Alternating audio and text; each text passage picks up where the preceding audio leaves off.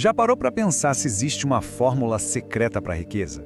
Uma fórmula descoberta depois de entrevistar 500 das pessoas mais bem-sucedidas do mundo? Pois hoje a gente vai desvendar exatamente isso, mergulhando fundo no livro que mudou a mentalidade financeira de milhões. Quem Pensa Enriquece, de Napoleon Hill. Olha só, o próprio Napoleon Hill já nos dá uma pista fundamental logo de cara. Essa citação não é só uma frase bonita, não. Ele é a base de toda a filosofia do livro, o ponto de partida para entender que tudo, absolutamente tudo, começa com uma ideia. A premissa inteira do livro é construída ao redor de um segredo, um mistério mesmo, uma fórmula de sucesso que o industrial Andrew Carnegie desafiou Napoleon Hill a descobrir e, mais importante, a compartilhar com o mundo. E para responder essa pergunta, Hill não se baseou em achismo. Ele dedicou mais de 20 anos da vida dele estudando gigantes como Henry Ford, Thomas Edison e Theodore Roosevelt. Ele estava buscando um padrão, sabe? Uma fórmula que pudesse ser testada. E é aqui que a coisa fica ainda mais interessante. Hill menciona esse tal segredo mais de 100 vezes ao longo do livro, mas ele nunca diz claramente qual é. Ele acreditava que o verdadeiro poder da fórmula se revela quando ela é descoberta pela pessoa, e não quando é simplesmente contada. E isso nos leva direto ao coração do segredo. Pensamentos são coisas. A verdadeira origem da riqueza não está no dinheiro, nos bens, mas sim na força de um propósito claro, que é alimentado por um desejo que queima, um desejo que nasce primeiro na mente. Agora, vamos dar uma olhada no mapa que o Hill nos entrega para guiar essa busca pela riqueza. Um mapa dividido em 13 passos, ou princípios, bem práticos. A jornada, claro, começa na mente. O primeiro passo é o desejo, mas não um querer qualquer, é uma obsessão.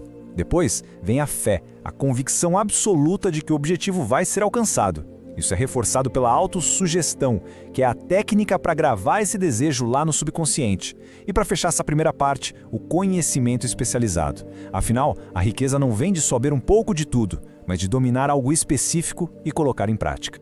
Com a mentalidade certa, o próximo passo é criar um projeto. É aqui que a imaginação entra em cena, como se fosse a oficina da mente. Depois vem o planejamento organizado, para transformar as ideias em ações concretas. A decisão é crucial, o hábito de agir rápido e fugir da procrastinação. E claro, nada disso funciona sem a persistência, a força de vontade de continuar, não importa o que aconteça. Por último, Hill nos mostra como alavancar forças maiores. Isso inclui o poder do Mastermind, que é a mente coletiva formada por um grupo com um objetivo em comum.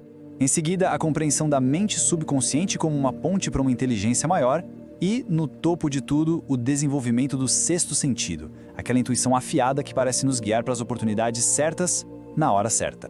Hill considerava esse princípio tão importante, mas tão importante, que o próprio Andrew Carnegie atribuiu toda a sua fortuna ao poder que ele conseguiu com seu grupo de Mastermind. Ele dizia que ninguém tem experiência, educação ou habilidade suficiente para acumular uma grande fortuna sem a ajuda de outras pessoas. E aqui a gente vê como aquele primeiro princípio, o desejo, se torna algo prático, palpável. Não é só sobre querer, né? É sobre seguir uma fórmula de 6 passos bem claros para transformar esse desejo no equivalente financeiro dele, programando a mente para o sucesso. Mas ter um mapa não adianta nada se não soubermos quais são os obstáculos no caminho.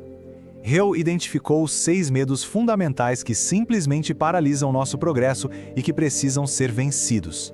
Esses fantasmas, como Hill os chamava, agem em silêncio no nosso subconsciente e podem sabotar até os melhores planos, muitas vezes sem que a gente nem perceba. A conclusão aqui é bem direta. A mente funciona como um solo fértil. Se for preenchida com medo, dúvida e indecisão, a colheita vai ser o fracasso.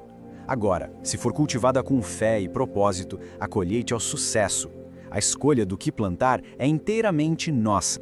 Vamos então para a parte final, que é entender como colocar toda essa filosofia em prática, começando hoje. Essa ideia é muito poderosa. O subconsciente está sempre trabalhando. Se não o alimentarmos de propósito com os nossos desejos e objetivos, ele vai se alimentar dos pensamentos aleatórios de medo e dúvida que chegam por puro descuido. O controle da mente exige ação constante.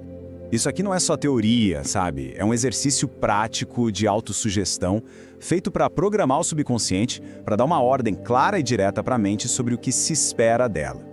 Essa citação resume a ideia revolucionária de que o trabalho físico, o esforço braçal, vem depois que o trabalho mental crucial, que é definir o propósito e criar o plano, já está completo. No final das contas, tudo se resume a esta pergunta.